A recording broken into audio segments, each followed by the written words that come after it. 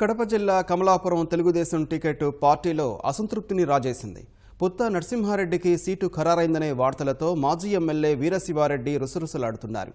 నేడు విజయవాడలో సీఎంను కలిసి టికెట్ విషయం తేల్చుకోనున్నారు. చంద్రబాబును కలిశాక భరోసా లభించకపోతే పార్టీని వీడే యోచనలో ఉన్నట్టు తెలుస్తోంది.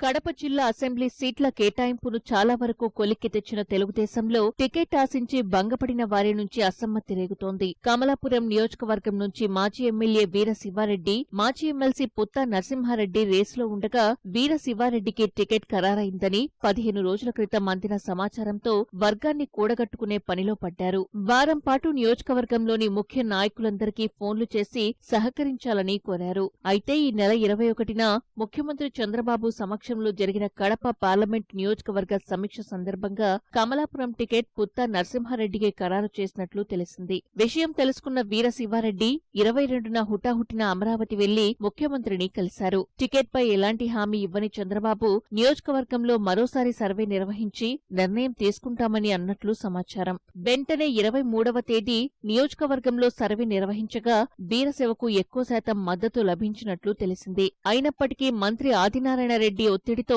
పుత్తా వైపే అధిష్టానం మొక్కుతోందని భావిస్తున్న వీరశివారెడ్డి చివరి ప్రయత్నంగా నేడు చంద్రబాబును కలవాలని నిర్ణయించుకున్నారు. హైదరాబాద్లో ఉన్న వీరశివ అక్కడి నుంచి అమరావతి వెళ్తుండగా కమలాపురం నుంచి అనుచరవర్గం కూడా రాజధానికి వెళ్లింది. రాజ్యసభ సభ్యుడు సీఎం రమేష్, తెదేపా జిల్లా అధ్యక్షుడు శ్రీనివాస్ రెడ్డితో కలిసి సాయంత్రం 4 గంటలకు చంద్రబాబుతో వీరశివ భేటీ కానున్నారు. టికెట్ విషయమై స్పష్టమైన హామీ రాకుంటే అమరావతిలోనే మీడియా సమావేశం నిర్వహించి పార్టీ వీడుతున్నట్లు ప్రకటన చేయాలని వీరశివారెడ్డి భావిస్తున్నట్లు సమాచారం. ఈ విషయం తెలుసుకున్న తెలుగుదేశం నాయకత్వం కూడా పరిస్థితిని చక్కదిద్దే పనిలో ఉన్నట్లు తెలుస్తోంది.